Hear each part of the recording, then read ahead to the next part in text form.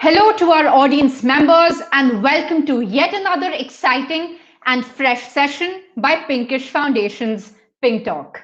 I'm Omera Yusuf and the host for today's session. Before we begin, I'd quickly like to announce that by the end of the session, we will be declaring our best comment and best question. So keep posting your comments and questions on the chat.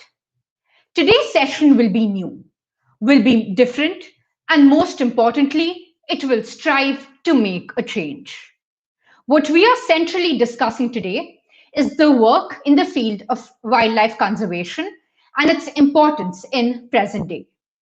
When it comes to the climate and environment, we are usually presented with rampant misinformation and facts, distorted opinions, and most concerning of them all is that we, being global citizens, end up turning a blind eye and usually portray disinterest and unconcern towards the critical environmental issues.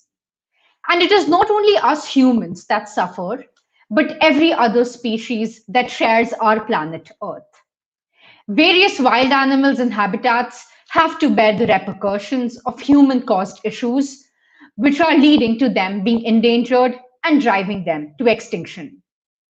To understand a little more about the impact humans are creating on nature, today we have a very special guest joining us. She is someone who chose not to choose a secure or a stable life by working in the mainstream corporate world, but decided to follow her heart and dedicate her life towards her love and passion for wildlife, and therefore chose her happiness. Working with animals is what she believed would fulfill the purpose of her life. Please join me as I welcome our wonderful guest, Miss Vasundhara Krishnani. Miss Vasundhara Krishnani, yeah. Miss Vasundhara Krishnani is a wildlife conservationist who has completed her master's in conservation science from the University of Queensland, Australia. She is currently pursuing her PhD from IIT Delhi and University of Queensland. She is striving to work towards the conservation of wild habitats and animals via scientifically informed procedures. Her goal is to protect and conserve wild animals and their habitats by providing them with the wild and free life that they deserve. She is also an avid photographer and loves to capture nature and its beauty through her camera lens. You can find her and connect with her on her Instagram, Twitter, and Facebook. Thank you so much, ma'am, for joining us today. We are glad to have you with us.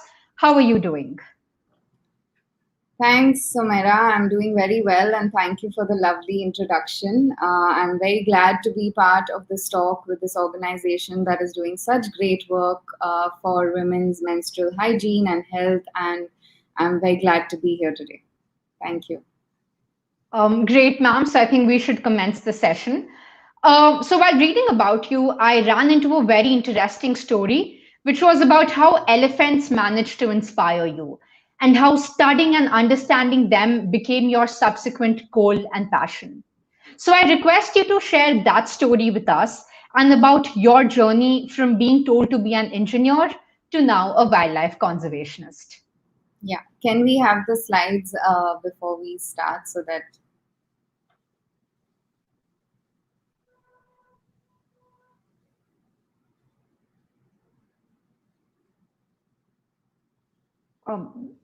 Yes. Yeah, I can just see it. If we can come to the second slide, please.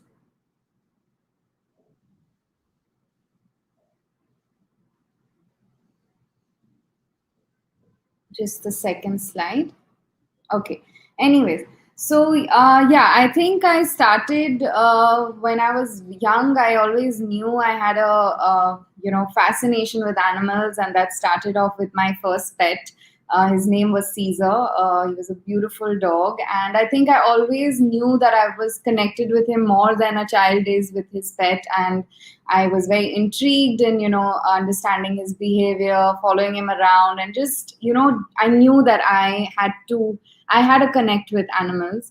And my father and mother, took me to jungles when I was very young, and I had this experience with this elephant, Gomti, who's there in this picture here.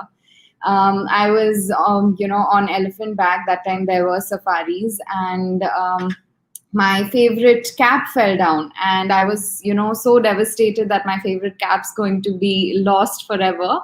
And before I could tell the mahouts to stop or help with the cap, Gomti, she realized something had fallen, and she immediately, picked it up herself and gave it to the mahout with her trunk, who passed it on to me.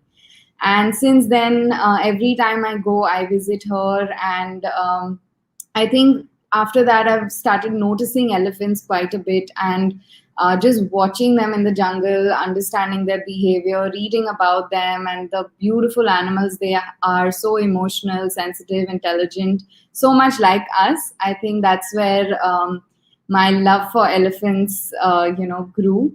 And eventually, I did go on to do my thesis on human elephant conflict, because that is a major issue which not only affects elephants but also the farmers who are just trying to survive. And then I realized that I need to, rather than just focusing on one species, which I thought initially would be what I would do, even though I would love to watch elephants my whole life, just sit and watch them, I can do that my whole life. But I decided that I wanted to work more on the habitat and communities, and which in turn affects elephants and other, large megafauna. And yes, there is a lot of, growing up confusion and frustration as to, what do you do? Like, why are we humans doing so much? And there was a point in life where I said, no, I don't want to be a human anymore, and then I realized that that's not possible, but let's use the luxuries that we have of being human to actually start working for animals. And that's how I got involved. And this is one of my favorite quotes by one of my most favorite conservationists, Jane Goodall. The least I can do is to speak out for those who cannot speak for themselves. And I think that is so important in today's time when their habitats are getting degraded, poaching is happening, climate change, so many things are affecting them, and they are the ones facing it, the full brunt. So I feel working towards animals and doing whatever we can in our own small way to make a better life for them is extremely important. So before Omera takes us through the rest of the talk, I just wanted to talk to you all about what exactly is nature and wildlife conservation. We hear wildlife, we hear so much about it, but what exactly is it? Is it the people you see on TV or Nat Geo? Is it, the person you see who's coming to rescue snakes? What is it exactly? So the definition on Encyclopedia, what you'll find, let me quickly read it with you, is wildlife conservation is the practice of protecting plant and animal species and their habitats. As part of the world's ecosystems, wildlife provides balance and stability to nature's processes. The goal of wildlife conservation is to ensure the survival of these species and to educate people on living sustainably with other species.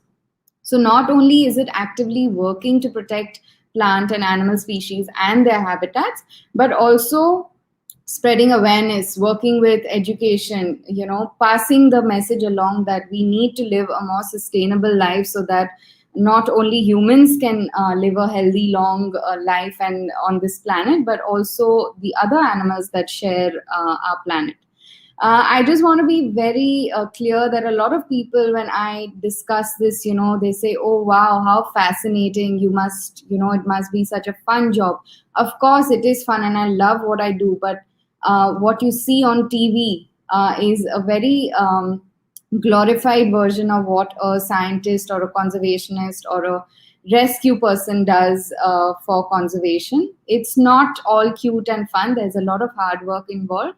And of course, monetarily, as Omera said, that, my parents wanted me to do engineering. That is because you have a stable life when you choose such a field, and all parents want that for their kids. But this field, you will receive it eventually. You will have stability and be able to earn from it eventually, but it is a zigzag path, and it will be a little for your own to figure out how to get along. Right, ma'am. I think it is very important that from me being a student, I feel when parents actually understand our passion towards things, I think it helps become happy individuals at the end of the day. And I think the fact that when we are happy, we radiate the happiness to the animals, plants, and I think we become more caring. So I think yes, wildlife conservation is important, and at the same time, my message to all parents would also be to understand the passion that their child has, because for example your parents supported you. There are a lot of parents who might not consider this field to be something which children must pursue essentially. So I think it is all about creating awareness and coming together. And I think that is a great I think that's a great takeaway that we had from this session, this conversation. Ma'am, so moving forward, as a wildlife conservationist, I would request you to shed a little bit light on the current pressing environmental issues that we are facing right now, and basically the severity that it has towards the animal world, and how they are being impacted by our actions, and they're just facing the repercussions. So, ma'am, please, explain us about that and take us through it. Sure. Today we hear a lot of things that our Earth is facing a lot of environmental issues, and a lot of things fall under conservation and these issues, some of which I have listed here. We will be discussing a few in detail. The first and the most pressing issue which we are facing and we are witnessing, I'm sure you all must be hearing about the flash floods, the fires. That is all signs of climate change, what is happening, the increasing heat, which people are not being able to bear in Europe, which, never experienced that kind of heat. Another thing is plastic pollution. There is plastic everywhere. There have been news where, unborn fetus had microplastic in the fetus, so microplastics are reaching everywhere, and they're a major issue. Scarcity of water, extinction and decline of various species, both plants and animals, as well as shrinkage of wild habitats. So we'll be discussing a few, but before that, I just wanted to give you all, if we can move to the next slide. Yeah, sometimes I feel that these hard-hitting facts gives everybody a reality check. We can say there are a lot of issues that are happening, but when you have numbers in front of you, that's when you realize that, oh no, it is serious and something really, we need to buck up and do something about it. So one thing that, this is one sentence which when I share with people, it is something that you don't think of, but it is so obvious that, humans, we are one species out of 8.7 million other species that share this planet, but we are the only species that generates waste. There is no other species that is generating waste, and waste is becoming a major issue for our planet. There is no more space for landfills. It's ending up in our oceans, in our rivers. It's actually taking over our planet, and that's only done by one species. So that is something that, we really need to think about, that how much waste do we generate, and can we do something about reducing it? By 2025, that is 4 years away, 1.8 billion people will live in areas plagued with water scarcity. Now, we can live without food for, I think the statistic is for a week, but for water, you cannot live without water for even, I think, less than a day or 2 days, or, that's how much we need water for our survival. So when there are people living in areas where they forget bathing, brushing, cleaning, you won't have water to drink, and that is a major, and that's just 4 years away. It's not 50 years down the line or anything. As you can see on the graph on the right hand side, oceans have been rising, and that is a major concern for coastal regions that are expected to go underwater, where there are settlements, there are people living, there are industries. So it's going to cause a major, lives are going to get lost, businesses are going to go under. So it is something that is scary, and it is happening right in front of us.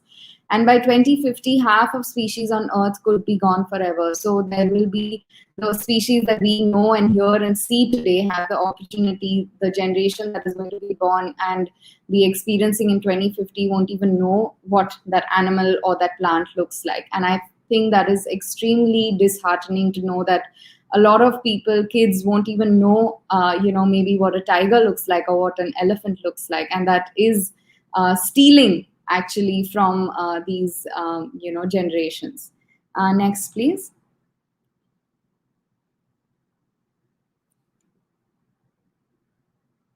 Yeah. So quickly to touch upon water, as I told you that, in the next 4 years, we are going to be facing water shortage. This is just an estimate of what water shortage in India will look like. By 2020, it was said that 21 cities will run out of groundwater. 2030, 40% of Indians will have no access to drinking water. And by 2040, that's less than 20 years away, we will have no drinking water in almost all of India. Now, this is a forecast, but the way things are going, I won't be surprised if things are not addressed and something's not done. This is going to be a reality. They are saying that the next war that is going to happen is not on oil, not on territory, not about anything but because of water. Next, please. Now, this is one topic which, I feel really strongly about is plastic pollution. It is something that breaks my heart to see so many animals, covered in plastic. Like you can see this whale in the picture, its full body, it has plastic everywhere. And it is something that we don't need, now, I will get on. Don't move on to the next slide yet. But I'm talking about certain things like straws, certain things like our water bottles, which we very conveniently can carry or avoid using a straw, but we do use it. And all these things end up 8 million tons of plastic goes into the ocean every year. Now the ocean is the home for so many animals. And imagine if somebody from outside is coming and throwing garbage into your house, how will you like it? We don't want to live surrounded by garbage, right? But that is what we're doing to these species. And there are around 1 million marine mammals and 1 million seabirds that die every year after ingesting plastic or being tangled in plastic. Today I got an image of a dolphin with this much amount of fishing net that was found in the postmortem. So, these things are extremely disheartening, and it makes you feel that this is something that we can absolutely avoid. It's not for our survival, and yet it is causing so much death. In fact, it's also, coming into our food. The fish that we are eating, the water that we're drinking, all has microplastics in it, so it is affecting us directly as well. Next, please. This is just quickly, I want you all to just go through 20 years for a plastic bag, 200 years for a single straw that you use for hardly 4 minutes, 500 years for a toothbrush. And we have alternatives for all these things, So this is just a matter of us choosing to be more conscious and choosing a sustainable lifestyle. Next, please. So now, as we discuss climate change, there's a very good thing that I like to do is that there is a difference between weather and climate. Today it'll be raining, tomorrow it'll be sunny. That's not the climate. That is the weather. A climate change can be assessed over a period of years, a minimum of 30 years. Yeah. And that is something that we need to see. We can't say that, oh, yes, it was raining here, today it's not, so that's climate change. No.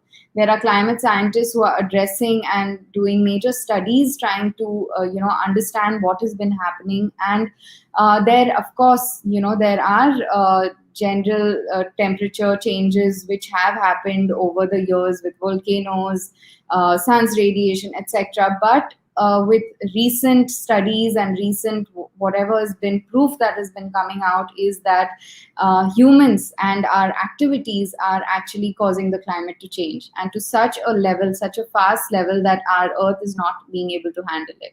Fossil fuels, animal agriculture, all these are factors that are causing climate change. And more than 1 million species are at risk of extinction, which include us humans as well. And if we don't address this, we still have a window of 9 years where we can change our ways and actually agree that there is a climate crisis happening. But after 2030, if we don't change, it's going to be irreversible. I want to show you all a video. A lot of us think that fossil fuels is the leading cause, by not using our cars, etc. Yes, that will help, but a lot of us don't know what the leading cause of climate change is. If we can just play the video.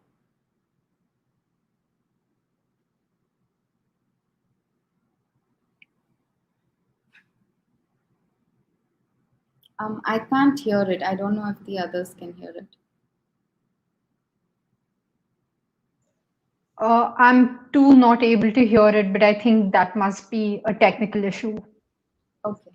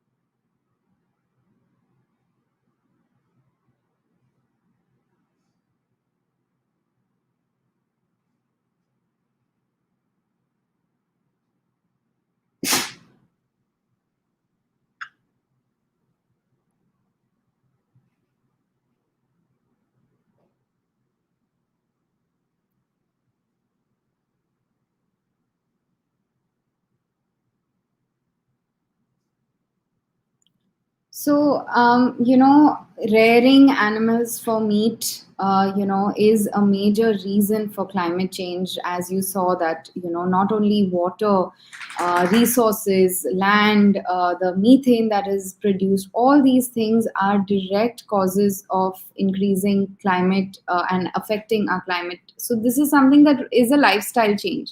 We can choose not to eat meat 7 days a week. Yeah, I understand that not everybody can be like, okay, from today I'm going to stop eating meat. I completely understand that.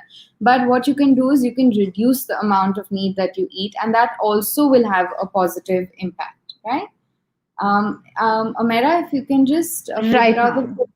for the next video, I will need the voice. So just if you can request somebody to just check with the video.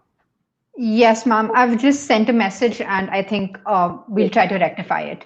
So I So, think, ma'am, I think yeah, I think, ma'am, what you've said is, I think, very insightful. I think the facts that you've shared with us is definitely something that we all need to ponder upon if we want if we want to preserve our earth for the future generations.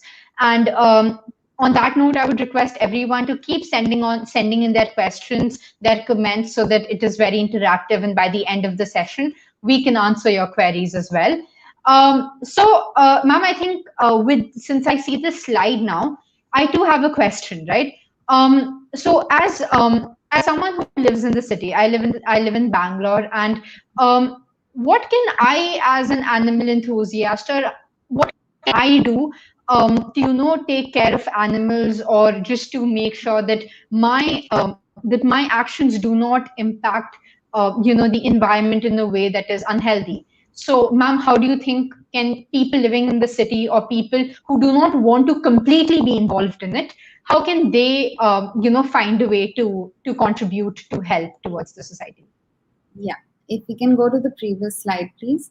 So I understand that not everybody can. Previous slide, please. The 12th one. Yeah.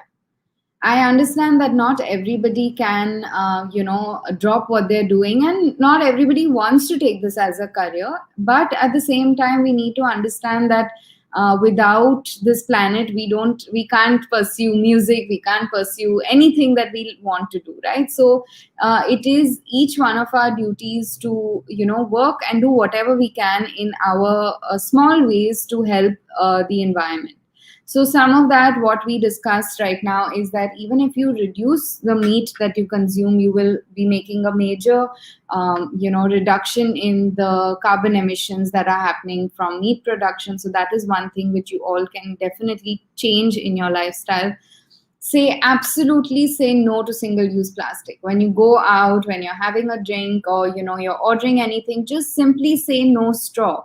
Just these two words, it takes hardly one breath. You're going to be saving 200 years of a plastic which is lying in the ocean, not degrading and possibly ending up in half the marine animals' stomachs. So just say no to single use plastic. Use alternatives like bamboo toothbrushes, which are freely available and not expensive. Be conscious about your carbon emission, just like you're reducing meat if you're stepping out. These are all basic things that we have learned in school and growing up. Our parents, our grandparents did tell us, ki when you're coming out of the room, switch off the fan. Why did they say that? Because they understood that this is electricity comes from coal, and coal is burning of fossil fuels. So just simply pressing a button, you don't have to do anything drastic. Just pressing a button when you're walking out, making sure that your lights, fans, geysers, everything is off. When don't unnecessarily waste this energy that we are given. If you can walk to your grocery, which is not far away, do that. It will not only help your health but also help conserve fuels. Walk, share, carpool. I know during COVID, maybe carpool is not the most sane idea, but when things do get better, choose for carpooling, walk. As I discussed, waste is consuming all of our planet. So what you can recycle, what you can reuse, and I think reduce. And the best thing, I think, the fourth R which we need to add is refuse. Just say no. Yeah, what you don't need, just say no. Fifth, use water consciously. So a lot of times when we are brushing our teeth, we leave the tap on. We wet our toothbrush, we put our paste, we leave our tap on, and we are brushing for a good 1 minute. What is happening in that meantime is that water is literally going down the drain.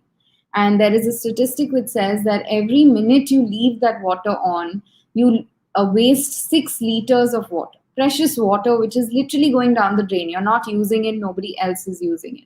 So simply turning it off when you're brushing, when you're, shaving, when you're washing your utensils, simple things like that. And I think the sixth point here is the most important, is spreading awareness. Now you know what a plastic straw does. You know that there is an option of bamboo toothbrushes. You know that you have to switch off the tap. If you tell somebody else, they will do that too. So passing along this message, I feel, is extremely important. And I think I've included this here because what I would like all of you all to do is just take an image, print it out, or just put it on your screensaver and share it with people, because it's a very, nice, concise manner of what all you can do to help in your daily life.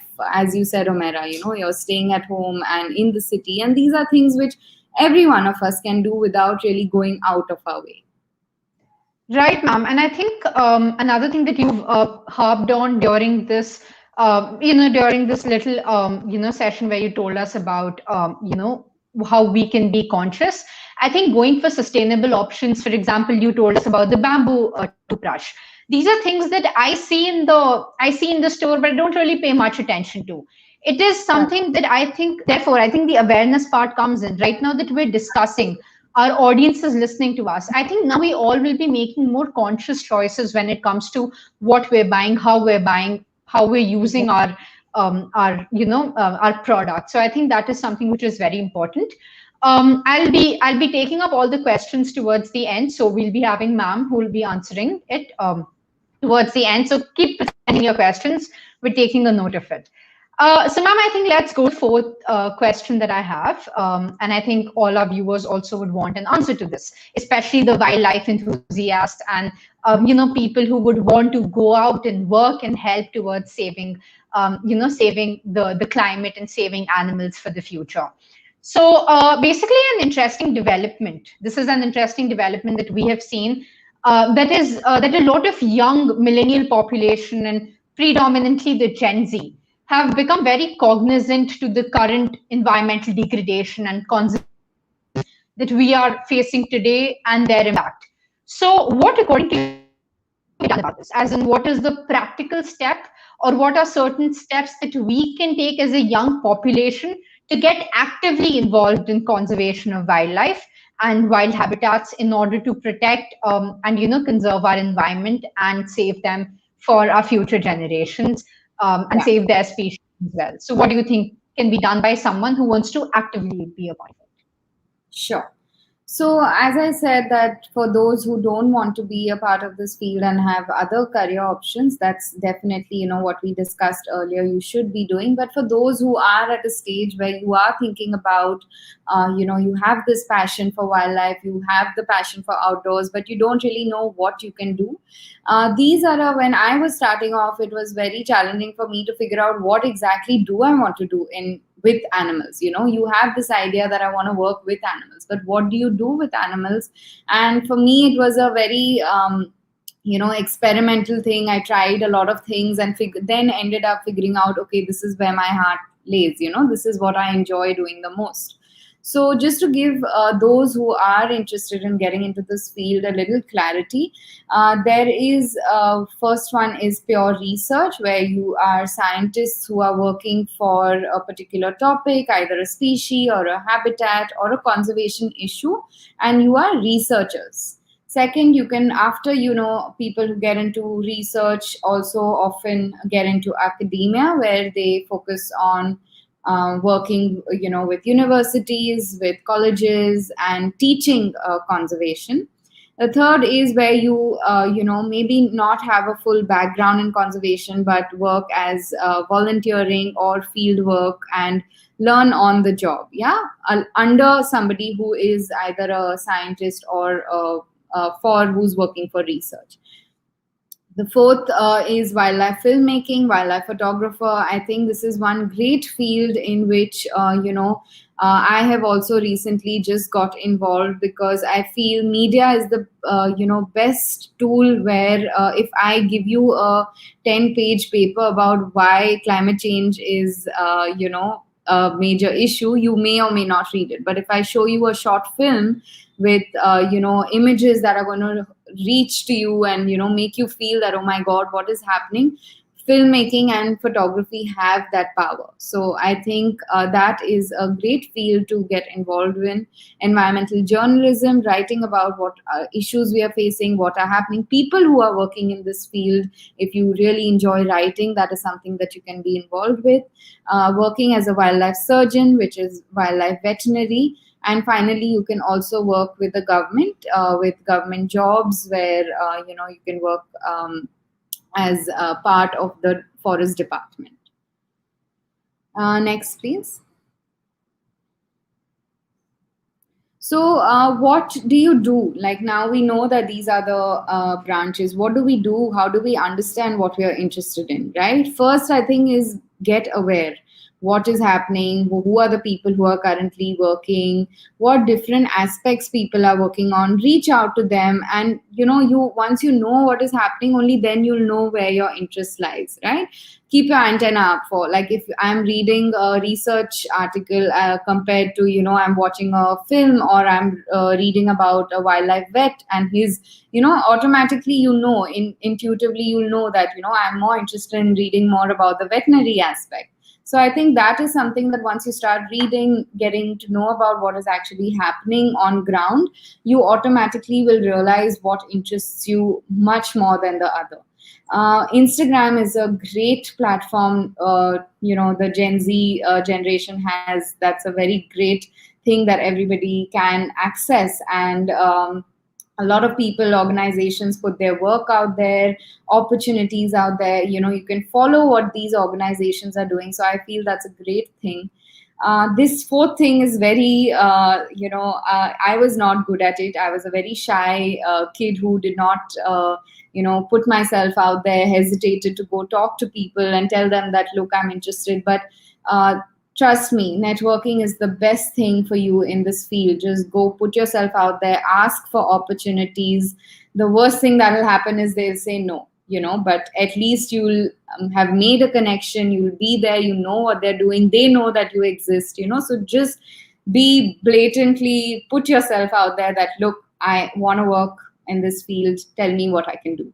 And volunteering, of course, as I said initially, we may not be able to earn out of it, but what you learn on field and what experiences you get definitely help you carve a career in this field. So just to take you all through some of my experiences, this was one of my best experiences where I worked with a wonderful filmmaker, Ashika Faizi, who made a film on the Himalayan brown bears. It's called Giants of the Himalayas. And this is with Nat Geo. And, here we worked in very brutal conditions of minus 26 degrees. But having to see these bears and film them and showcase how important they are to the habitat was a very rewarding experience. Next one, please. Now, these images I'm showing you all just to show that, this is the reality. What we see on TV often is a glimpse of what conservation and wildlife, holding animals, all that is not part. You will be working a lot with people, more people than with animals. I was lucky to meet Gomti, who I can, if we can stick to the previous slide, please.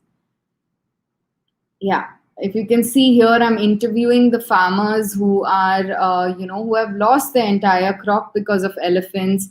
You can see the conditions, they are basic farmers, and working with them, trying to understand what we can do is the crux, not only for them, but for the elephants in the area. So it's not all glamorous, but it is really rewarding when you speak to them and you can do even little to help, improve the situation. Next, please. Here I'm working with the forest guards for elephant census, and on the right I'm spending hours behind a laptop screen going through camera footage of elephant movement. So a lot of this is just behind the camera, but at the same time, if you have passion, if you love it, this is all part and parcel of the job which you will enjoy thoroughly. Now I just want to show y'all a very short film, which a short video. I hope the voice is there, if you can just check. This is one of my favorite films, and every time I watch it, it gives me goosebumps. And let's see. No, I can't hear it yet.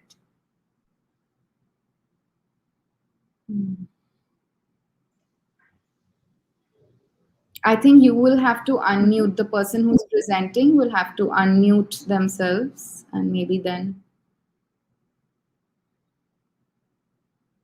Ma'am, I just tried coordinating. I think. Okay, I think we can stop the video if it's not showing, and maybe I can send a link to this video for the other people to watch it. Sure, ma'am. Pause it. Yeah, because without the voice, there's no point in, and I don't want to ruin it for people who are, yeah, thank you. Great. So this is a proverb which, I really feel, and I think a lot of us need to think, every one of us needs to think about this when, only when the last tree has died and the last river been poisoned and the last fish been caught will we realize we cannot eat money. We are often just chasing after earning money, having bigger cars, bigger houses. But if we don't have the basic necessities of water, air, food, what are we going to do with that money? So this is something that I feel all of us really need to take a step back, that yes, of course, strive to have a good life, earn good money, be comfortable, but at the same time, if we are doing it at a cost where it is going to cause harm to our lives, where our future generations don't have uh, clean air to breathe, clean water to drink, then is it worth it? Yeah.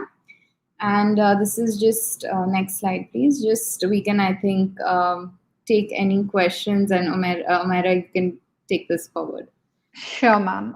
So I think we've got a bunch of questions that are pretty interesting, and I think it is important, we address all of them. So there's this one really nice question which I see here, and it says, it's in Hindi, so I'll read it as it is. Ma'am आप अपने life का कोई ऐसा incident बताइए जब आप सबसे ज्यादा सेल्फ मोटिवेटेड हुई हों.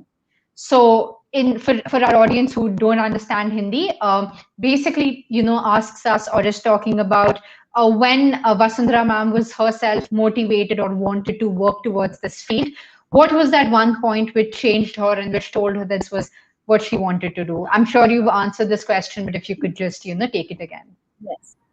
So this was during my masters, when I was in the village and I was staying with a farmer family, and they're such sweet, loving people, and welcomed me, and like how parents force us to eat extra food, like I felt like part of their family. And I went there with an idea that my love for elephants, and elephants are dying, and etc.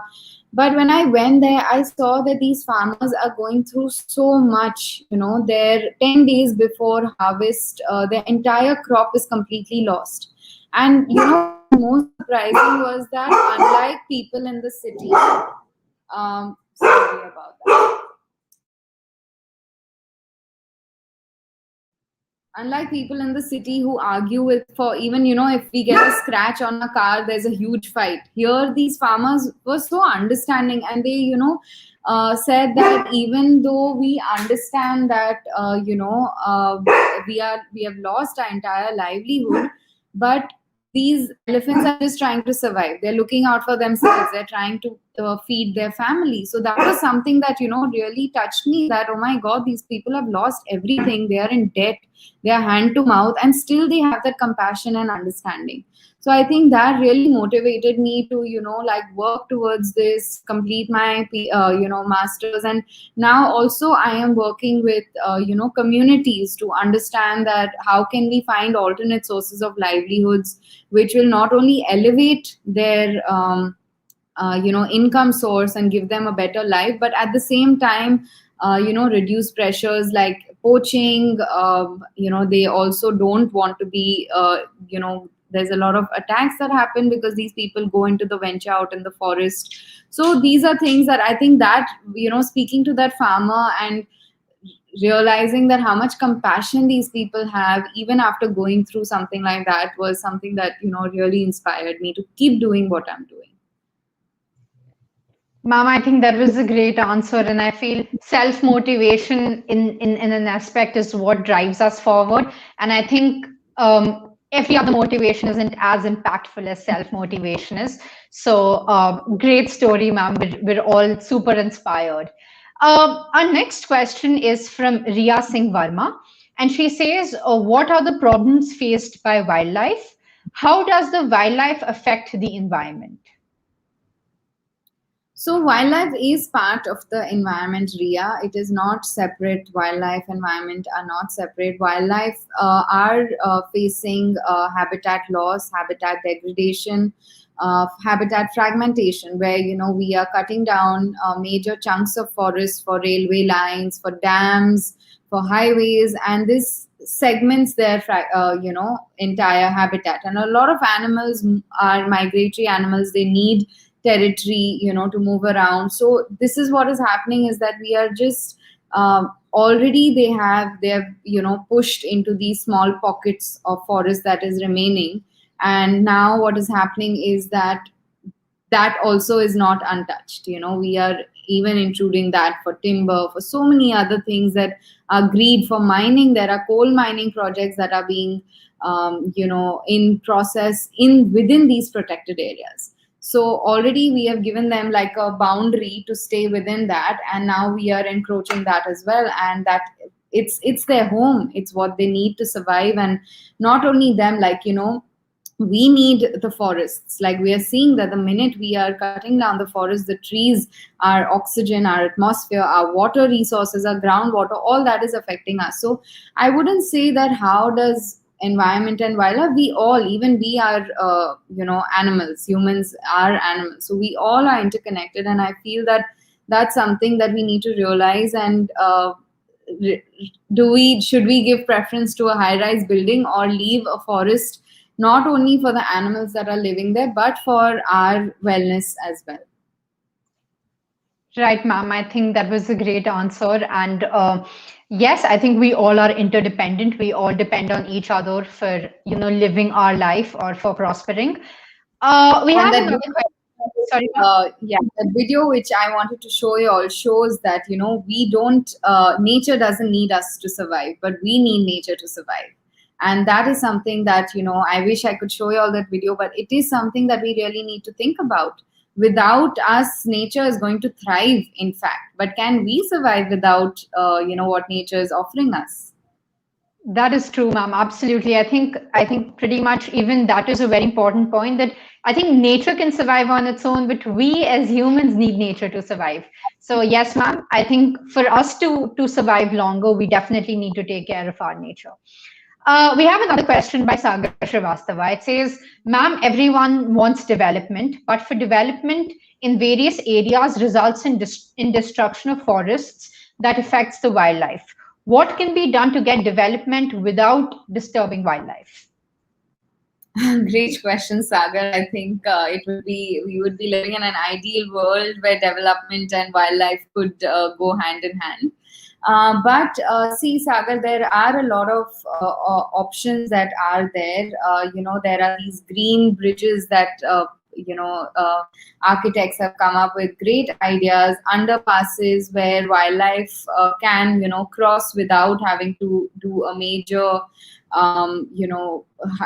cross a 6-lane highway, etc. So there are options that are available. However, of course, they are more expensive, and it is a greater project which sometimes governments don't opt for, which is unfortunate. Because we should be realizing that we are a beautiful country with such amazing wildlife, and with so many people, we have still been able to have wildlife existing. So if we can, rather than running after and becoming like the developed nations who have destroyed everything and now are trying to rewild, they've realized that okay, we have developed, but now all our wildlife is gone. So now they're trying to artificially introduce and rewild their lost species. So rather than following that same path, now we can learn from their lessons, that rather now when we want to become a developed nation, sure, we should work towards development. But can we do it in a more sustainable and eco-friendly manner by using these corridors, by using these green passages, and avoiding, I know that there are highways which are going to reduce 2 hours time from one city to the other. Is that really necessary? Maybe we, yeah, fine, you may reach somewhere 2 hours faster, but what about the hectares and hectares of forest that you are cutting down? So I think there are a lot of calculation statistics goes behind this to understand what weighs more than the other, and then we need to make that decision, including scientists and conservationists, not only politicians and architects. There needs to be a nature aspect involved in it. Right, ma'am. I think I completely agree. We definitely have to make a body which kind of understands that everything is interrelated and can take steps towards the right direction, where we all can coexist. We all work towards a sustainable development, right? So I think that is the key word that comes in. We need to have a sustainable development rather than just Absolutely. development in a different Absolutely. manner. So we have another question here, which is by Raiba Rizvi, and it says, why aren't we working for some other use of plastic? For example, to use it below the road surface. I'm sorry, yeah, below the road surface, to ensure no water stops on the surface, resulting in zero waterlogging in several areas. Ma'am, if you could just take that question as well, like a brief answer to that. So, yeah, Reba or Raiba, if I'm pronouncing it wrong, sorry about that. But there are alternates of plastics that are being which are being developed. Of course, I don't know about this road situation, but for plastic bags, for straws, people are coming up with certain form of algae. They're coming up with spaghetti straws. So we have metallic straws, we have bamboo straws. There are as I told you, all bamboo toothbrushes. So there are alternatives for plastic. I am not aware about this plastic thing for the road situation, but for general single use plastic, which is a concern of bags, toothbrushes, all that, there are various alternatives which are affordable, which are easily available, which all of us, once we are aware, can opt for. Ma'am, I think I think you definitely covered this point. I think even during the session that I think it'll all first start by first us refusing the use of Absolutely. single-use plastics. And So, knowing ma'am, that what is why is it bad for us, there are a lot of people who use it and don't even honestly know. But I think once people know, everybody is good, it's just that we are not aware, and once we are aware, I'm sure nobody wants to do harm. So that's just the issue of not having that awareness. right, ma'am. Ma'am, a question that I saw in the chat is very much related to your answer right now. It's by Jyotsna Chetty, and it says it is very important to save animals, but we all know some people still don't understand the importance of animals in our life, in Earth. How to tell them or teach them the importance? I think this is also a very important question. I think I think this also does talk about awareness. So how do you think this awareness or this education can be preached to other people? See, I think everybody knows the importance of animals, and it's something that everybody is very well aware of. But as humans, we have a tendency to either fight or not address certain things that we know that we don't want to agree upon. So if there are people who you are explaining that, okay, why is why are elephants important for this region? Let's take an example of elephant as a species. They help in pollen, like they pass on seed, and in their dung and their manure, and it's major forest regenerators. Yeah, and so many other, just their intrinsic value. There is a thing called intrinsic value of a species to exist in its own, for its own. We don't have to have certain things that we have to get out of them. Their own value is enough for them to exist. So I think if you are explaining that to a person, and that person disagrees or says that I don't really think that, trust me, they know deep down that every animal is important, and it is important that we respect that. But if they choose not to accept it, and I don't think it is a conversation that you need to bother yourself with. They're not going to, whatever you say, how many ever facts you give, they're not going to agree to it. All you can do is pass on that information, and what the other person chooses to do is up to them. Like, I always believe that I don't believe in harassing people. I will tell them that, look, the straw that you're using is going to, but if they tomorrow do choose to use their straw, it is their free will to do so. But they will have that on their conscious, knowing that, and that's all you can do. You seeing somebody, or like going and being aggressive, is something that I don't personally believe in. But pass on that information, give them that tool, and what they choose to do with it is up to them. Right, ma'am. I think that's a great answer. I think the way we do it also is, creates a lot of impact. So thank you, ma'am, for highlighting that. We'll come to our last question, which is by Rashi Sharma. This is also pretty interconnected to what we already discussed, but I think if you could just address this as well. It says, ma'am, we are encroaching in forests and mountains, and population is growing at much higher rate. What alternative can we have to save wildlife? See, population is a major issue, and with India being such a heavily populated country, this issue of human-animal conflict has been increasing. what I worked with elephants, then where I worked with Himalayan brown bears, that was becoming a major issue. So any megafauna that exists where populations, with when we are encroaching their habitats, right? We are slowly eating away their forests, which they are already surviving in, and their migration routes, etc. With elephants, they've had migration routes that have been passed on from hundreds of years of generations. So it's that, like, and in the middle there will be a tea farm, there'll be a coffee farm, or there'll be a plantation. So it's, for them also, it is a major challenge. So I think, one, working with organizations to prevent, a lot of these petitioning against the government, where they're coming up with these crazy ideas of cutting down patches of remaining habitats, letting them exist as they are, is what we can do for our current scenario. Because our population, we don't have any rule for our population as such as of now, for our population control, unfortunately. But yeah, I think that's one thing that we can do, is that actively work with organizations and support these petitions, be aware, and stand up against these things that we know are going to affect us and our future generations. Because cutting down entire patch of forest, if we don't stand up against it, our generations, the generations after that, are going to suffer much more. We may not even be here on the planet. So I think for our future generations, we need to worry that whatever decisions we are taking today, based on development specifically, we need to actively stand up against these.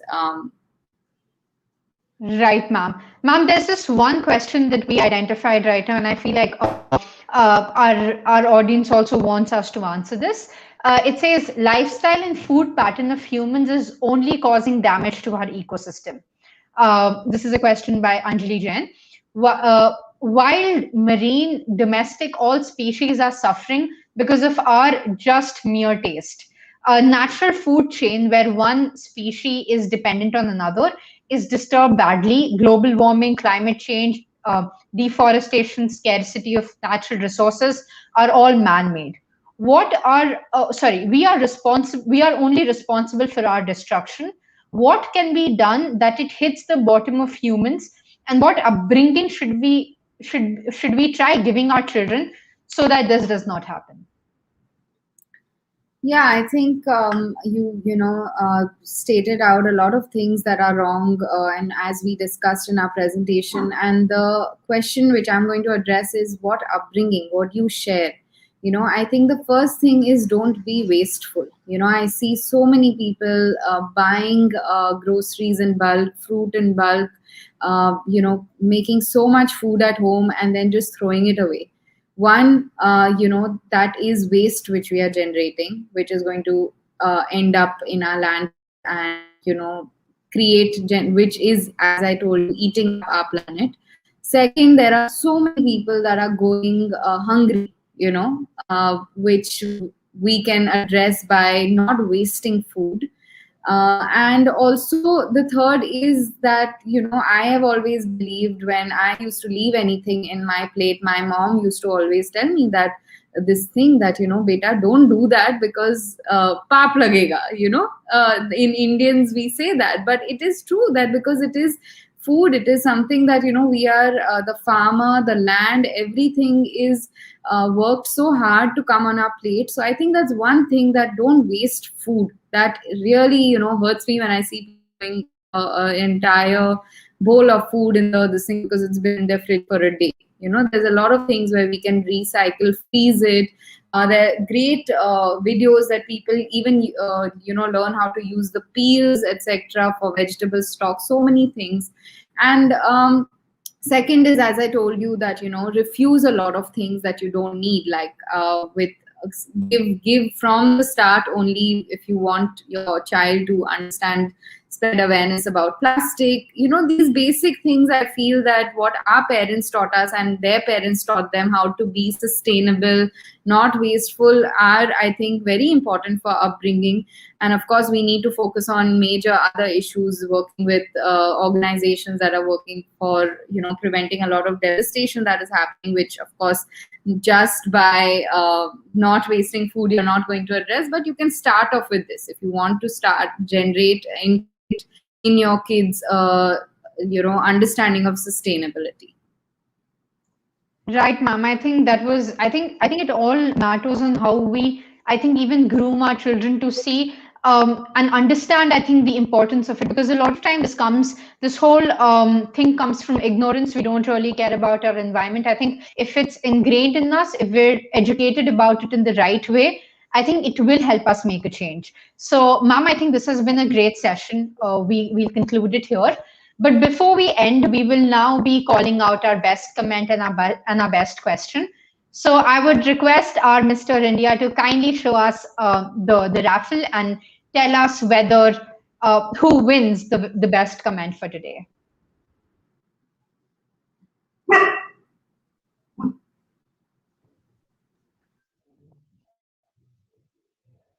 So let us see who gets it.